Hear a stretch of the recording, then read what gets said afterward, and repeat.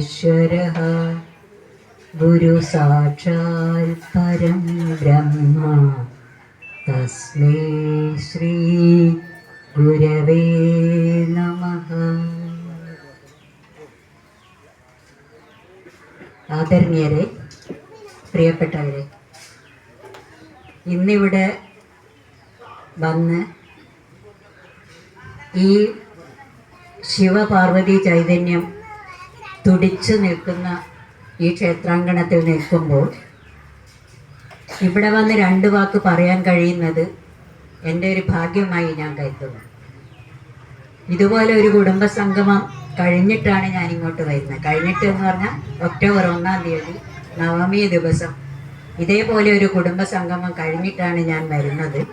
അപ്പോൾ ആ കുടുംബസംഗമത്തിൻ്റെ പ്രാധാന്യം എന്ത് എന്ന് എനിക്ക് നല്ലപോലെ അറിയാം. അതിൽ നിങ്ങളെ ഇവിടെ കാണുമ്പോൾ വലിയ പ്രതീക്ഷയും ഉണ്ട്. കാരണം ഇവിടെ ഇവർ കെട്ടിയുണ്ടാക്കിയ പന്തൽ, വെയിലിൽ നിന്ന് മഴയിൽ നിന്നൊക്കെ രക്ഷ നേടാൻ വേണ്ടി ഉണ്ടാക്കിയിട്ടുള്ള പന്തൽ ഇവിടെ കുടുംബാംഗങ്ങൾക്ക് ഇരിക്കാൻ മതിയാകാതെ വന്നിരിക്കുന്നു. അതിൽ നിന്ന് തന്നെ ഊഹിക്കാലോ, ഇവിടെയുള്ള ഇവർ പ്രതീക്ഷിക്കുന്നതിലും, അതായത് ഈ പ്രവർത്തനത്തിന് മുൻകൈയെടുക്കുന്ന പ്രവർത്തക സമിതി പ്രതീക്ഷിക്കുന്നതിലും എത്രയോ വലിയ നേട്ടങ്ങൾ ഉണ്ടാക്കാൻ നിങ്ങൾക്ക് കഴിയും. എല്ലാവരും അതിന് സഹകരിക്കുമെന്ന് ഇതിൽ നിന്ന് തന്നെ മനസ്സിലാക്കാൻ സാധിക്കും.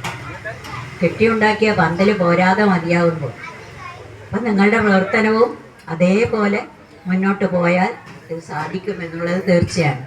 ഇപ്പോൾ ഒരു പ്രഭാഷണം എന്നാണ് ഇപ്പോൾ എന്നെ ഇവിടത്തേക്ക് വിളിച്ച ആൾ പറഞ്ഞത്. വാസ്തവത്തിൽ ഞാൻ അങ്ങനെ ഒരു പ്രഭാഷണം ചെയ്യുന്ന ആളൊന്നും അല്ല, വലിയൊരു പ്രാസംഗികയും അല്ല, പിന്നെ വലിയ പാണ്ഡിത്യവും ഇല്ല, പ്രായം കൊണ്ട് മറവി ധാരാളം ഉണ്ട് താനും.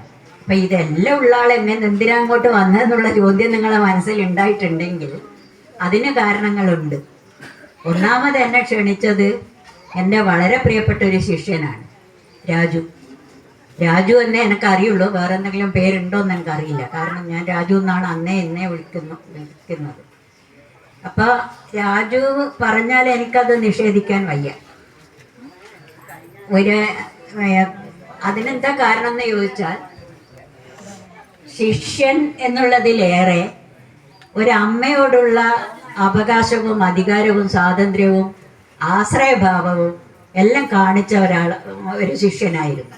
പിന്നെ ഇവിടെ വന്ന കുട്ടികളെ ഒരു ടീച്ചർ എന്ന നിലക്ക് എനിക്ക് അഭിമാനമുള്ള എന്നെപ്പറ്റി എൻ്റെ ഒരു നേട്ടം എന്ന് കണക്കാക്കുന്നത്, എൻ്റെ കുട്ടികളെ ഞാൻ അങ്ങേയറ്റം സ്നേഹിച്ചിരുന്നു. എൻ്റെ മക്കളെ, എൻ്റെ വീട്ടിൽ എൻ്റെ സ്വന്തം മക്കളെ കണക്കാക്കുന്ന പോലെ ആയിരുന്നു എന്നുള്ളത് മാത്രമാണ് എൻ്റെ നേട്ടമായിട്ട് ഞാൻ കണക്കാക്കുന്നത്. മറ്റൊന്നും എനിക്കറിയില്ല. കുട്ടികളെ അത്രയും സ്നേഹമായിരുന്നു എനിക്ക്. ആ സ്നേഹം അതിലിരട്ടിയായിട്ട് എനിക്ക് തിരിച്ച് കിട്ടിയിട്ടുമുണ്ട്.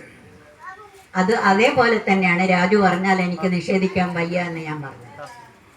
പിന്നെ മറ്റൊന്ന്, ഇവിടെ ഒരു ക്ഷേത്രം പണിയേണ്ടത് അത് അത്യാവശ്യമാണ്. ഇവിടെ നിന്നല്ല, എവിടെ ആയാലും ക്ഷേത്രത്തിൻ്റെ പ്രവർത്തനങ്ങൾ നടക്കണം എന്ന് തന്നെയാണ് എനിക്ക് തോന്നുന്നത്. അതുകൊണ്ടും കൂടെയാണ്, അതും പ്രധാനപ്പെട്ട ഒരു കാരണമാണ്. മറ്റൊരു കാരണം കൂടിയുണ്ട്.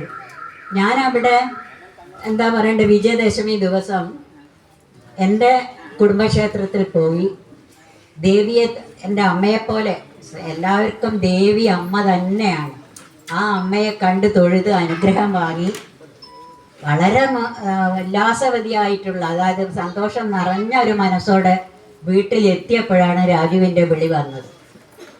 ഞാൻ ഭക്ഷണം കഴിക്കുന്നതിന് മുമ്പ്, വീട്ടിലെത്തിയിട്ട് ഭക്ഷണം കഴിക്കുന്നതിന് മുമ്പാണ് വന്നത്. അപ്പോഴെനിക്ക് തോന്നി ഇത് ദേവി എനിക്ക് തന്ന ഒരു നിയോഗമാണ്. അതുകൊണ്ട് പിന്നെ ഞാൻ കൂടുതൽ ഒരു നിഷേധവും പറഞ്ഞില്ല. ദേവിയുടെ ഇഷ്ടം അതാണെങ്കിൽ, ഞാനിവിടെ വരണം എന്നതാണ് ദേവിയുടെ ആഗ്രഹമെങ്കിൽ അത് നടത്തണമല്ലോ. അതുകൊണ്ടും കൂടിയാണ് ഞാൻ ഒരു പ്രശ്നവും ഇല്ലാതെ, ഒരു എതിർപ്പും ഇല്ലാതെ വേഗം സമ്മതിച്ചത്. ഇവിടെ വന്നപ്പോൾ എനിക്ക് അതിലേറെ സന്തോഷം തോന്നുന്നു. കാരണം ഇവിടെ നിങ്ങളെല്ലാവരും ഇത്രയേറെ ഉത്സാഹത്തോടെ വന്ന് നിൽക്കുമ്പോൾ ഈ ക്ഷേത്ര നിർമ്മാണത്തിന് എന്ത് പ്രശ്നമാണുള്ളത്? ഒരു വിഷമവും ഉണ്ടാകാതെ തന്നെ ഇത് വളരെ വേഗത്തിൽ മുന്നോട്ട് പോകും എന്നുള്ളത് തീർച്ചയാണ്. നമ്മളിപ്പോൾ പറയാൻ പോകുന്നത് ഇവിടെ നമുക്ക് വിഷയത്തിലേക്ക് കടക്കാം. വിഷയമെന്ന് പറഞ്ഞാൽ കാര്യമായിട്ടൊന്നുമില്ല, നമുക്കറിയാം. ഇവിടെ ഇപ്പോൾ സമൂഹത്തിൽ ഏറ്റവും എന്നും ചർച്ച ചെയ്യപ്പെട്ടിട്ടുള്ള ഒരു വിഷയമാണ് ഈശ്വരൻ, ക്ഷേത്രങ്ങൾ, ആചാരങ്ങൾ. ഇതൊക്കെ ഈശ്വരൻ എന്നുള്ളതിന് നിരീശ്വരവാദികളുണ്ട്. ഈശ്വരൻ എന്നൊന്നില്ല എന്ന് പറയുന്ന ആള്. പക്ഷെ ഒന്ന് ഓർത്തു നോക്ക്, ഈശ്വരൻ ഇല്ല എന്ന് അയാൾ വിളിച്ചു പറയുന്നുണ്ടെങ്കിൽ ആ വിളിച്ചു പറയുന്നത് അയാളുടെ ഈശ്വരൻ തന്നെയാണ്. ഈശ്വരൻ ഇല്ലെങ്കിൽ ഇവിടെ ഞാൻ നിന്ന് ഇത് പറയുമോ? എന്നിലുള്ള ഈശ്വരനാണ് ഈ വാക്കുകളായി പുറത്തേക്ക് വരുന്നത്. നിങ്ങളിലുള്ള ഈശ്വരൻ തന്നെയാണ് ഇവിടെ ഇരുന്ന് ഈ വാക്കുകൾ ഒരു അലോസരവും ഉണ്ടാക്കാതെ ശ്രദ്ധിക്കുന്നത്. നിങ്ങളിലെ ഈശ്വരൻ തന്നെയാണ് ഇവിടുത്തെ പ്രവർത്തനങ്ങൾ മുഴുവൻ കാഴ്ചവെക്കുന്നത്. ഈശ്വരൻ എന്ന് പറയുന്നത് വേറൊന്നായിട്ടില്ല, മറ്റൊന്നായിട്ടില്ല. അത് നമ്മളിൽ തന്നെ ഉള്ളതാണ്. ഒരു സംശയവും അതിനെ വിചാരിക്കണ്ട. ഈശ്വരൻ എന്ന് പറയുന്നത് നിങ്ങളിലുള്ള ശക്തിയാണ്. നിങ്ങളൊരു പാട്ട് പാടുന്നുണ്ടെങ്കിൽ ആ പാട്ട് പാടാനുള്ള നിങ്ങളിലുള്ള ശക്തി അത് ഈശ്വരനാണ്. ഓരോന്നിനും ഒരു കൈക്കോട്ടെടുത്ത് കുത്തുന്നുണ്ടെങ്കിൽ ആ കൈക്കോട്ടിനെ ഒരു ഉപകരണമാക്കിക്കൊണ്ട് ആ പ്രവൃത്തി ചെയ്യുന്നത്, അതിനുള്ള ശക്തി ഈശ്വരനാണ്. ഈശ്വരൻ എന്ന് പറയുന്നത് പുറമെ അന്വേഷിക്കണ്ട, നമ്മളിൽ മാത്രം അന്വേഷിച്ചാൽ മതി. അവിടെയാണ്. അപ്പം അത് ശക്തിപ്പെടുത്തുകയാണ് വേണ്ടത്. അത് നിങ്ങളുടെ മനസ്സിൻ്റെ ശക്തി നമുക്ക് വിചാരിക്കാൻ കഴിയാത്തതിലേറെയാണ്. അത് നിങ്ങൾക്ക് ശക്തിപ്പെടുത്താൻ കഴിഞ്ഞിട്ടുണ്ടെങ്കിൽ ഒരു സംശയവും വിചാരിക്കേണ്ട, നിങ്ങൾക്ക് ഈ ക്ഷേത്രപ്രവർത്തനം ഒരു പ്രശ്നമാവുകയേ ഇല്ല. അപ്പം അത് വല്ലവർക്കും സംശയം ഉണ്ടെങ്കിൽ, ഈ ഈശ്വരൻ എന്ന് പറയുന്നതിനെ പറ്റി വല്ലവർക്കും സംശയം ഉണ്ടെങ്കിൽ ഒന്ന് ആലോചിച്ച് നോക്ക്. ഞാൻ ഈ പറയുന്ന സമയത്ത് തന്നെ നമുക്ക് പ്രതീക്ഷിച്ചുകൂടാലോ, ഒരു വാക്ക് പറഞ്ഞ് മറ്റൊരു വാക്ക് പറയുന്നതിന് മുമ്പേ, ഒരു ശ്വാസം എടുത്ത് മറ്റൊരു ശ്വാസം എടുക്കുന്നതിന് മുമ്പേ ഒരുപക്ഷെ നമ്മൾ മരിച്ചു വീഴാം, ഇല്ലേ? അങ്ങനെ സംഭവിക്കുന്നില്ലേ? സാധാരണയായിട്ട് സംഭവിക്കുന്നുണ്ട്. അങ്ങനെയാകുമ്പോൾ ആ മരിച്ചു വീഴുന്ന ശരീരം എവിടെ ഉണ്ടല്ലോ, ശരീരമുണ്ട്. പക്ഷേ എന്താ ഇല്ലാതായ അയാൾക്ക് പിന്നെ ചലിക്കാൻ കഴിയുന്നില്ല, അയാൾക്ക് പിന്നെ കേൾക്കാൻ പറ്റുന്നില്ല, അയാൾക്ക് പിന്നെ കാണാൻ പറ്റുന്നില്ല, അയാൾക്ക് പിന്നെ മണക്കാൻ പറ്റുന്നില്ല, രുചിക്കാൻ പറ്റുന്നില്ല, സ്പർശിക്കാൻ പറ്റുന്നില്ല. ഇതൊന്നും അയാൾക്ക് പിന്നെ പറ്റുന്നില്ല. എന്തുകൊണ്ട്?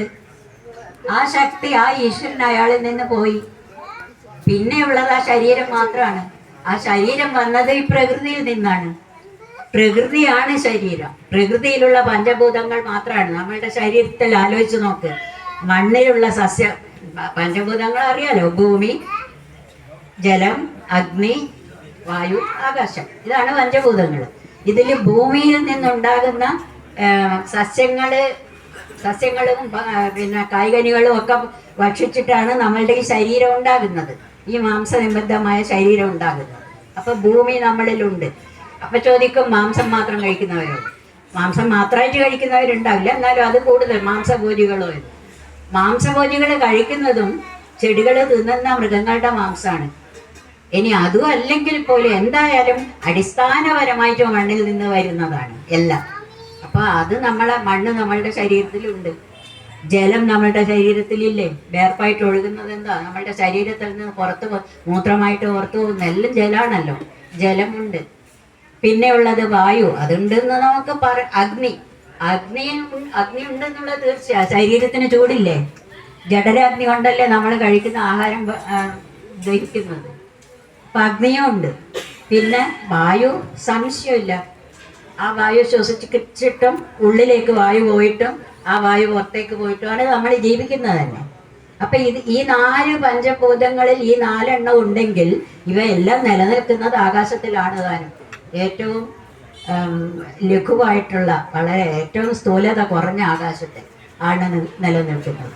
അപ്പം ഈ പഞ്ചഭൂതാത്മകമായ ഈ ശരീരം നശിച്ചു പോകും. പക്ഷേ അതിനുള്ളിലുള്ള ആ ജീവൻ, അതായത് ഈശ്വരൻ തന്നെ, അത് പുറത്തെ പോയാലും അത് അവിടുന്ന് പോയാലും നശിക്കുന്നില്ല, ഒരു കാലത്തും നശിക്കുന്നില്ല. അപ്പം ഞാൻ ഈ പറയുന്നത് ഇവിടെ പ്രസക്തമായ കാര്യങ്ങളാണോ എന്ന് നിങ്ങൾ ചോദിക്കും. ഞാൻ പറഞ്ഞു വരുന്നത് ഉം, ഏഹ്, ഒന്ന് മാത്രമാണ്. ഈശ്വരൻ എന്നത് നമ്മളുടെ ഉള്ളിലാണ്. ആ ഈശ്വരനെ നിങ്ങൾ പുഷ്ടിപ്പെടുത്തുക. ഏത് തരത്തിലാണോ നിങ്ങൾക്ക് ഏതാണോ കൂടുതൽ ആഗ്രഹമുള്ളത്, ഇപ്പൊ പാട്ടാണെങ്കിൽ പാട്ട്, നൃത്തമാണെങ്കിൽ നൃത്തം, അല്ലെങ്കിൽ കൂടുതൽ ജ്ഞാനം സമ്പാദിക്കുകയാണെങ്കിൽ അത്, അല്ല കായികമായ പ്രവൃത്തികളിലാണോ സ്പോർട്സിലാണോ എന്തിലാണെങ്കിലും അത് കൂടുതൽ ശക്തിപ്പെടുത്താൻ നിങ്ങളിലുള്ള കഴിവുകളെ തന്നെ ശക്തിപ്പെടുത്തണം. അത് ഈ ക്ഷേത്ര പ്രവർത്തനത്തിൽ നിങ്ങൾ ശക്തിപ്പെടുത്തുകയാണെങ്കിൽ ഈശ്വരൻ നിങ്ങളോടൊപ്പം ഉണ്ട്, ഒരു സംശയമില്ല. അപ്പൊ അന്നേരം ഒരു സംശയം വരും, ഈ പ്രകൃതി തന്നെയാണ് ഈശ്വരൻ എന്ന് ഞാൻ പറഞ്ഞു. പ്രകൃതിയിൽ തന്നെയാണ് ഈശ്വരൻ എന്നല്ല, ഈ പ്രകൃതിയിലുള്ള സർവ്വ വസ്തുക്കളും ഈശ്വരന് ആണ് നിലനിൽക്കുന്നത്. അതിലുള്ളതും ഈശ്വരനാണ്. നമ്മൾ നിലനിൽക്കുന്ന ഇത് ഈശ്വരനിലാണ്, ഉള്ളിലുള്ളതും ഈശ്വരനാണ്. അത് നമ്മൾ എന്താ പറയണ്ടേ, വേദാന്ത പ്രകാരം പരമാത്മാവ് ജീവാത്മാവ് എന്നൊക്കെ പറയാം. അതൊന്നും ഇവിടെ പറയേണ്ട ഒരു പ്രസക്തമല്ലാത്ത കാര്യം, അതുകൊണ്ട് അതൊന്നും ഞാൻ പറയുന്നില്ല. അപ്പൊ എന്തായാലും നമ്മൾ നിലനിൽക്കുന്നതും നമ്മുടെ ഉള്ളിലുള്ളതും ഈശ്വരനാണെന്നുള്ളത് തീർച്ച. ഈ പ്രകൃതിയിൽ സർവവും ഈശ്വരൻ നിറഞ്ഞു നിൽക്കുന്നു എന്നുള്ളതും തീർച്ച. അങ്ങനെയാണെങ്കിൽ നമുക്കൊരു സംശയം വരും, എന്തിനാ ഈ ക്ഷേത്രങ്ങൾ? ഈശ്വരൻ എല്ലായിടത്തും ഉണ്ടെങ്കിൽ പിന്നെ ക്ഷേത്രങ്ങൾ എന്തിനാ? ഒരു കാര്യം ആലോചിച്ച് നോക്ക്, ഈ ഭൂമിയിൽ എല്ലായിടത്തും ഭൂമിയുടെ പാളികൾക്ക് മേലെയുള്ള അടിയിലായിട്ട് എല്ലായിടത്തും വെള്ളമുണ്ട്.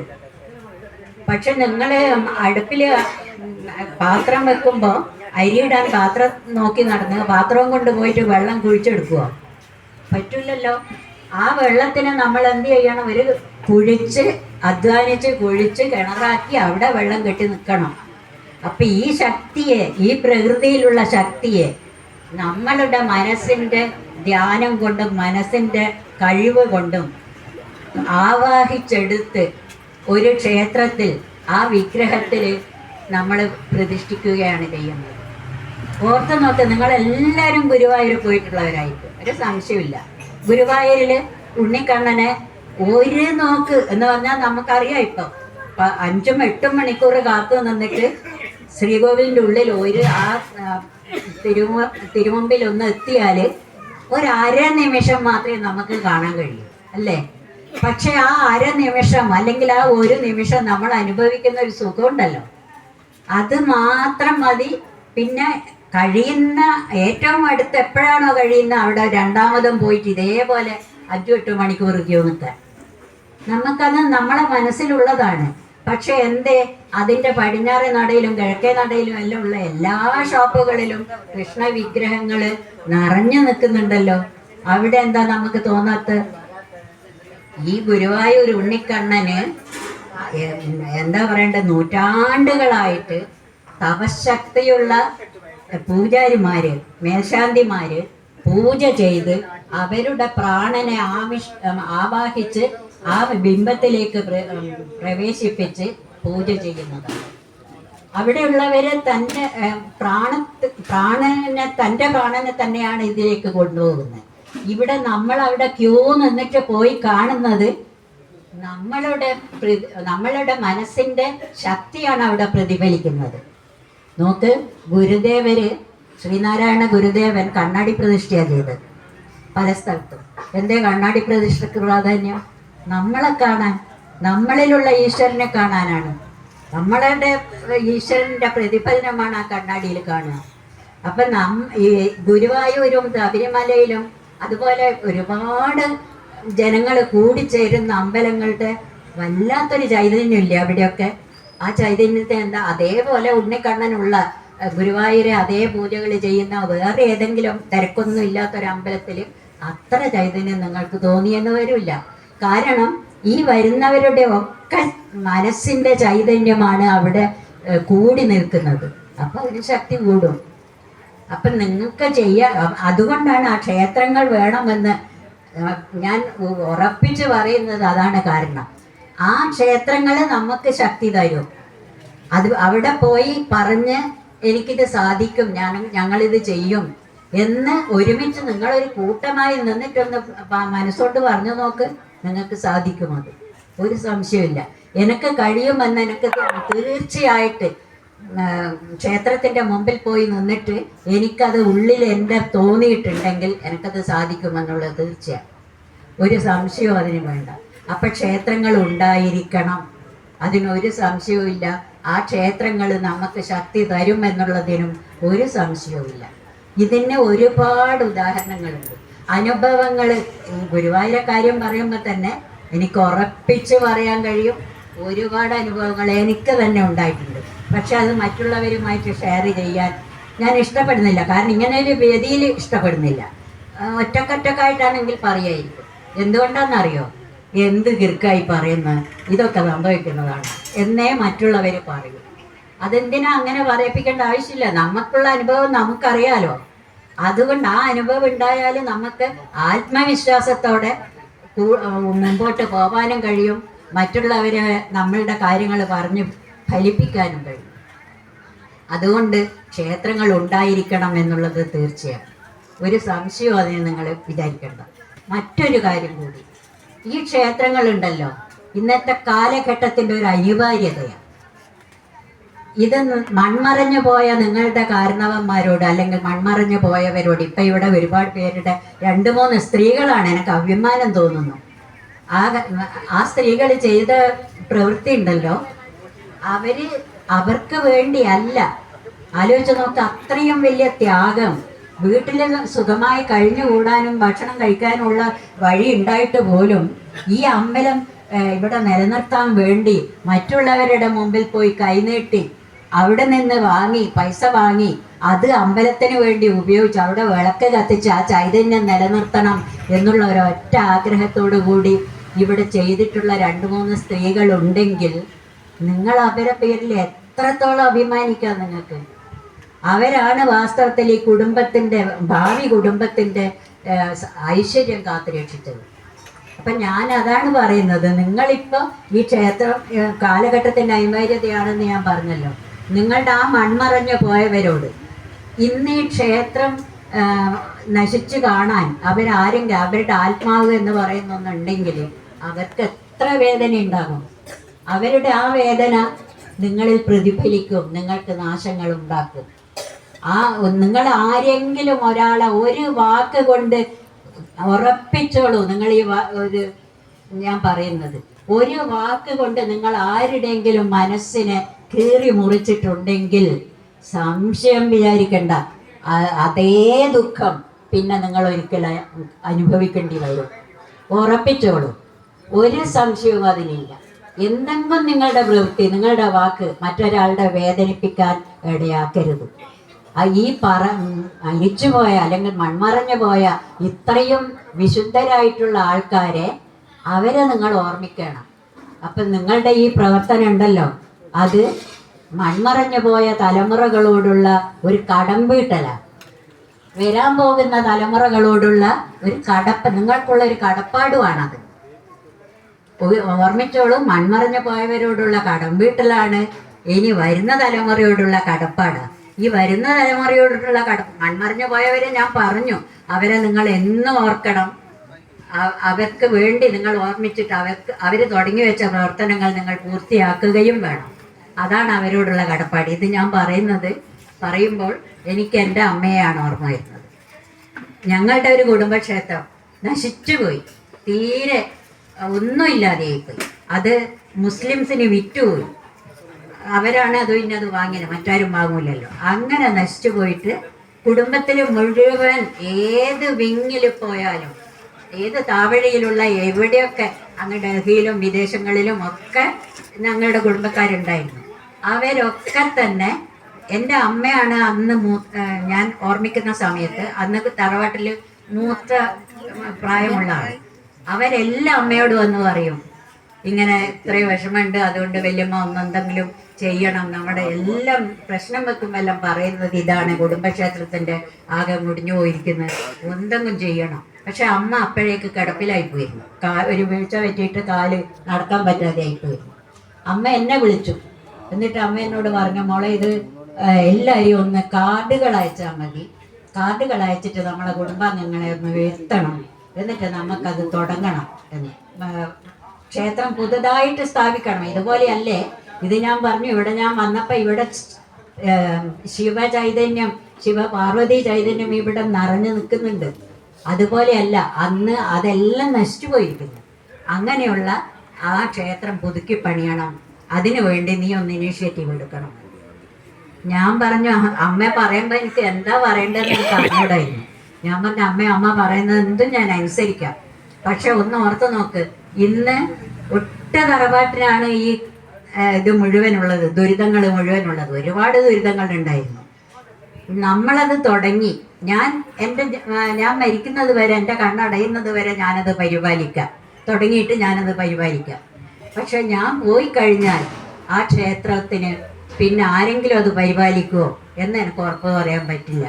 അങ്ങനെ ആകുമ്പോൾ ഒട്ടു തറവാട്ടിനുള്ള ദുരിതം മുഴുവൻ ഉറങ്ങിക്കിടക്കുന്നവരെ വിളിച്ചുണർത്തിയിട്ട് ചോറില്ല എന്ന് പറയുന്നത് പോലെ ദേവിയെ ഇവിടെ കൊണ്ടുവന്ന് സ്ഥാപിച്ചിട്ട് പിന്നെ ഒരു പൂജയും ഇല്ലാതെ രണ്ടാമത് നശിച്ചു പോകുക എന്ന് പറഞ്ഞാൽ ആ ദുരിതം മുഴുവൻ നമ്മളുടെ ഒരേ ഒരു കുടുംബം അനുഭവിക്കേണ്ടി വരില്ലേ. അതുകൊണ്ട് എനിക്ക് ധൈര്യമില്ല അമ്മയെന്ന്. പിന്നെ അമ്മ എന്നോടൊന്നും പറഞ്ഞില്ല. അമ്മക്കും ആ സംശയമുണ്ട് വരുന്ന തലമുറ എന്ത് ചെയ്യുമെന്ന്. പക്ഷെ ദേവിയുടെ കാരുണ്യം കൊണ്ട് ഈ വരുന്ന തലമുറ എൻ്റെ മക്കൾ തന്നെ ആലോചിച്ച് നോക്ക്. ചെറിയ കുട്ടിയെന്നല്ല, ചെറുപ്പക്കാരനായ എൻ്റെ മകൻ പോലും മന്ത്രദീക്ഷ എടുത്തിട്ട് ദേവി ആരാധിക്കുന്നവരാണ്.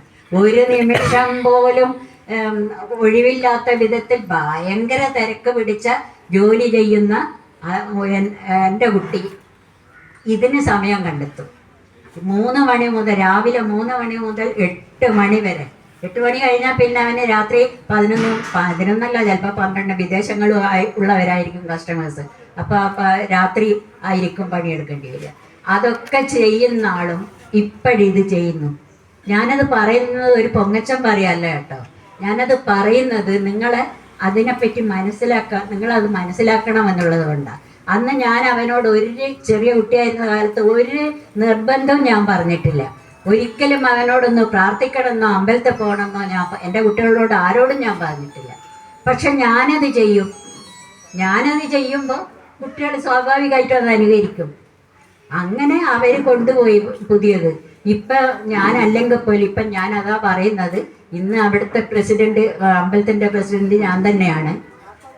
ഇന്ന് എത്രയും ഭാരിച്ചൊരു ചുമതല ഈ പ്രായത്തിൽ, വയ്യാത്ത ഈ പ്രായത്തിൽ ഞാൻ ഏറ്റെടുക്കാൻ കാരണം എൻ്റെ മൺമറഞ്ഞു പോയവരോടുള്ള കടം വീട്ടല, അമ്മയോടുള്ള കടം വീട്ടല.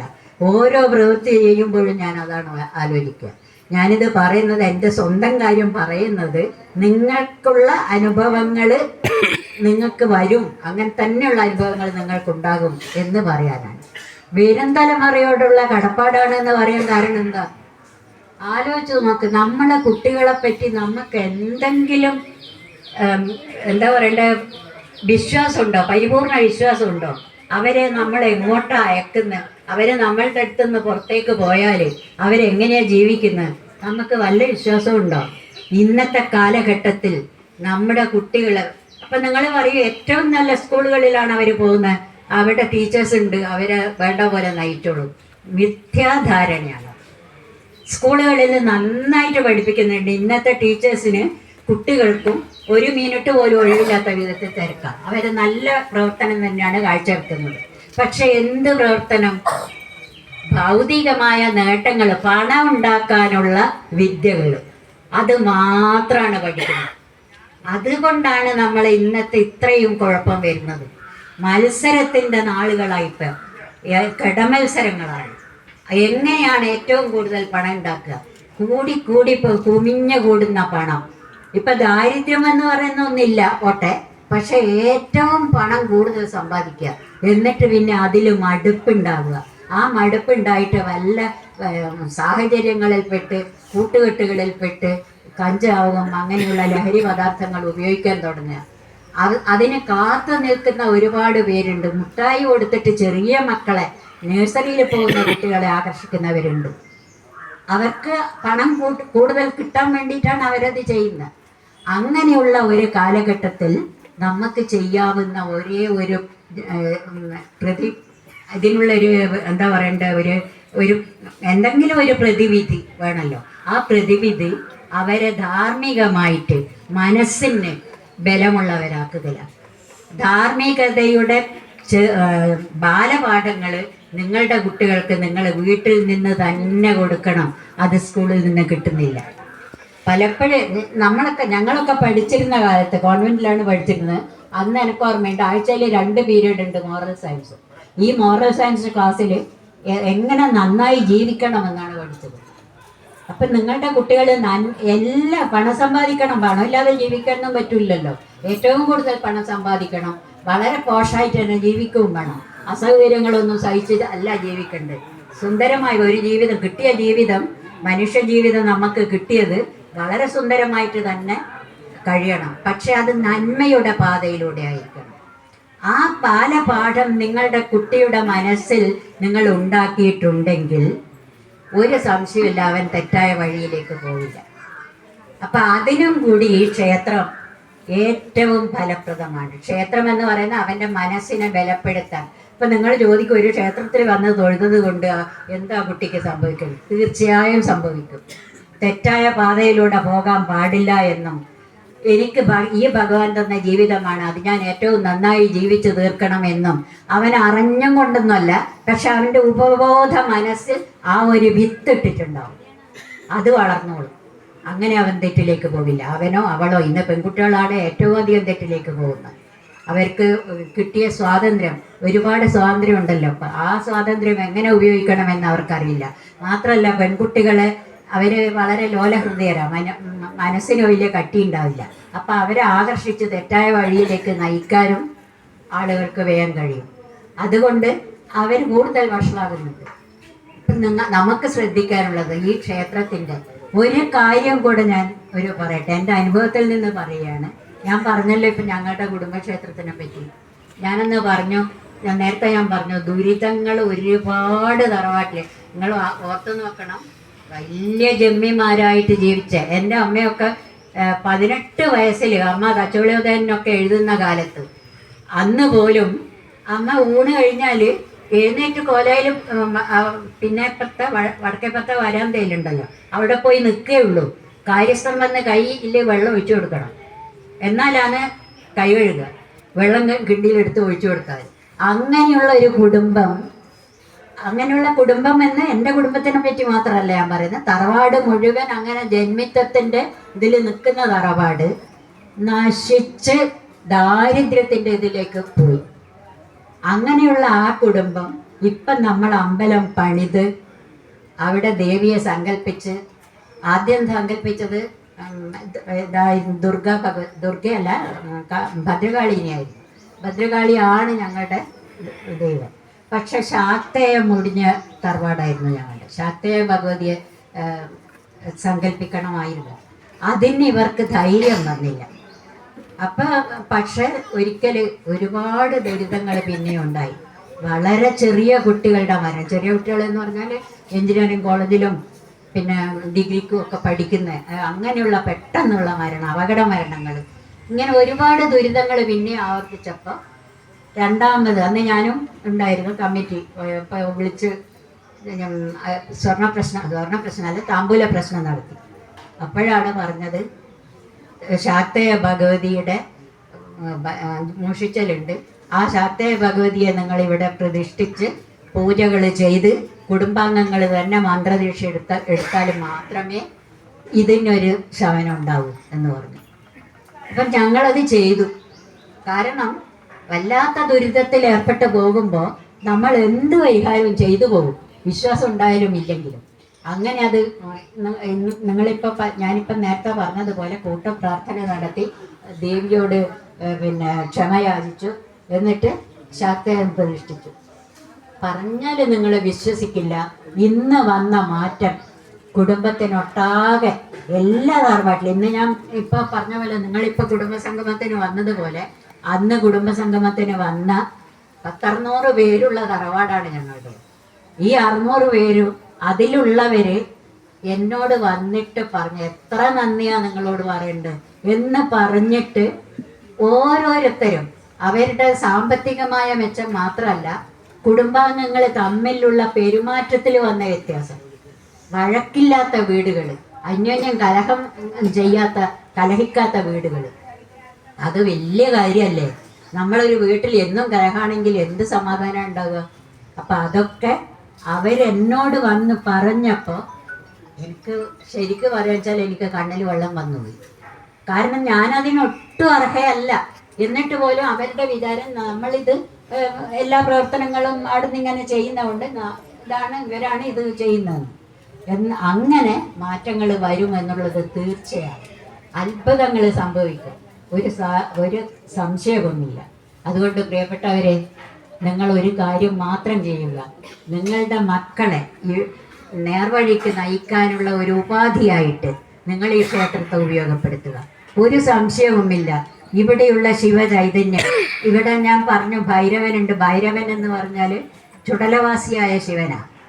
ചുടലവാസിയായ ശിവൻ ചുടല ഭസ്മാണ് മേല് മുഴുവൻ ഇടുന്നത്. ഇപ്പൊ ചുടലവാസിയായ ശിവൻ എന്ന് പറയുമ്പോൾ നമ്മൾ വിചാരിക്കും ഇത്രയും ഭീകരനായ ഒരു രൂപം, അതിനെ നമ്മളെങ്ങനെയാ ആരാധിക്കുകയാണ്. ചുടലുവാസിയായ ശിവൻ നമ്മളെ ഓർമ്മിപ്പിക്കുകയാണ് നമ്മളുടെ ജീവിതം എത്ര നിസ്സാരാണ്. നിങ്ങൾ ഏത് പദവിയിൽ പോയാലും അവസാനിക്കുക ഇവിടെയാണ്, ഈ ചുടലയിലാണ്. അതാണ് ഓർമ്മിപ്പിക്കുന്നത് ശിവൻ. നിങ്ങൾ രാവിലെ ഭസ്മം എടുത്ത് തൊടുമ്പോൾ എന്നും അത് ഓർമ്മിച്ചോളൂ, ഈ ജീവിതം, ഈ ശരീരം ഇതുപോലെ ഭസ്മമാകാനുള്ളതാണ്. അങ്ങനെ ഒരു വിചാരം നിങ്ങൾക്ക് വന്നാൽ നിങ്ങളുടെ ജീവിതം ഭദ്രമാകും. അതേപോലെ തന്നെയാണ് മറ്റുള്ളതെല്ലാം, ഇവിടെ ഉള്ളതെല്ലാം ശിവാംശങ്ങളാണ്. കുട്ടിച്ചാത്തനും അതെ, ശത്രു സംഹാരത്തിന് നമ്മളെ സഹായിക്കുന്ന ദേവനാണ്. പക്ഷെ നമ്മൾ പറയുമ്പോൾ പൊതുവെ വല്ലാത്ത കുസൃതിയാണ്, വികൃതിയാണ് എന്നൊക്കെ. കുട്ടിച്ചാത്തൻ പ്രസാദിച്ചാലുണ്ടല്ലോ അത് അത്ഭുതങ്ങളാണ് അതിൻ്റെ ഫലങ്ങൾ. വസൂരിമാല ശരിക്ക് ശിവന്റെ, പാർവതിയുടെ, ഗൗരിയുടെ അത് തന്നെയാണ് കാളി, എല്ലാം തന്നെ. അപ്പോൾ ആ ദേവതമാരെ അപ്പം ഓരോരുത്തരും ഓരോ ദേവന, നേരത്തെ നമ്മൾ പറഞ്ഞ പോലെ എല്ലാം ഒരു പരമാത്മാവ് മാത്രമാണെങ്കിൽ ഈ പ്രപഞ്ചം മുഴുവൻ നിറഞ്ഞു നിൽക്കുന്ന ഒരു ചൈതന്യമാണ് ഈശ്വരനെങ്കിൽ എന്തിനാ ഇത്രയധികം രൂപങ്ങൾ എന്ന് നിങ്ങൾ ചോദിച്ചാൽ ഒരു ഉത്തരമേ എനിക്ക് പറയാനുള്ളൂ. യഥാ പ്രപന്ധ്യമാം താം തഥൈവ ഭജാമ്യഹം എന്നാണ് കൃഷ്ണൻ അർജുനനോട് പറഞ്ഞു കൊടുത്തത്. യഥാ ഭജന്തേമാം താം തദാസി ഭജാമ്യഹം എന്ന് പറഞ്ഞാൽ എന്നെ എങ്ങനെ ഏവരൊക്കെ എങ്ങനെയൊക്കെ ഏതൊക്കെ രൂപത്തിൽ എന്നെ ഭജിക്കുന്നുവോ, എന്നെ പ്രാപിക്കുന്നുവോ, അതായത് എൻ്റെ കാൽക്കളിലേക്ക് വരുന്നുവോ, അതേ രൂപത്തിൽ ഞാൻ അവരെ സഹായിക്കും. അപ്പം നമ്മൾ ഭീകര രൂപങ്ങളെ ആരാധിക്കുന്നുണ്ടെങ്കിൽ ഭീകരമായ അനുഭവങ്ങളിൽ നിന്ന് അവർ നമ്മളെ രക്ഷിക്കും എന്നുള്ള പരിപൂർണ വിശ്വാസത്തോടെയാണ്. അടിച്ചമർത്തപ്പെട്ട ഒരു ജനവിഭാഗം ആ അടിച്ചമർത്തപ്പെട്ടതിൻ്റെ വേദനയിൽ നിന്ന് തങ്ങൾക്ക് വരുന്ന ഭീകരമായ അനുഭവങ്ങളിൽ നിന്ന് തങ്ങളെ രക്ഷിക്കാൻ വേണ്ടി അത്തരം ഭീകര രൂപങ്ങളെ തന്നെ മുള്ളിനെ മുള്ളുകൊണ്ട് എടുക്കണമല്ലോ. അപ്പൊ അത്തരം ഭീകര രൂപങ്ങളെ തന്നെയാണ് ആരാധിച്ചത്. ശിവചൈതന്യം മാത്രമാണത്. ആ ശിവചൈതന്യം ഇവിടെ തുടിച്ചു നിൽക്കുന്നുണ്ട്. ആ ശിവചൈതന്യം നമ്മളുടെ ശിവപാർവതി അർദ്ധനാരീശ്വരനാണ് ശിവൻ. അപ്പൊ ആ ശിവപാർവതി ചൈതന്യം നമ്മുടെ മക്കളെ നല്ല പാതയിലേക്ക് തിരിച്ചു വിട്ടോളും, അവരുടെ സർവൈശ്വര്യങ്ങളും കാത്തുവെച്ചോളും എന്നുള്ള വിശ്വാസത്തോടെ നിങ്ങൾ മുമ്പോട്ട് പോവുക. നിങ്ങൾക്ക് വിജയം തീർച്ചയാണ്. ഇനി എപ്പോഴെങ്കിലും ഇവിടെ വരാനിടയായാൽ ഞങ്ങൾക്ക് വളരെ നല്ല അനുഭവം ഉണ്ടായി എന്നും ഈ ക്ഷേത്രം വളരെ ഭംഗിയായി നിർമ്മിക്കാൻ കഴിഞ്ഞു എന്നും അതിൻ്റെ ഫലം അത് ഓരോ കുടുംബത്തിലും പ്രതിഫലിക്കുന്നുണ്ട് എന്നും കേൾക്കാനിടയാകട്ടെ എന്ന പ്രാർത്ഥനയോടെ എൻ്റെ വാക്കുകൾ ആ പരമശിവന്റെ പാദങ്ങളിൽ തൃപ്പാദങ്ങളിൽ സമർപ്പിച്ചുകൊണ്ട് ഞാൻ നിർത്തുന്നു.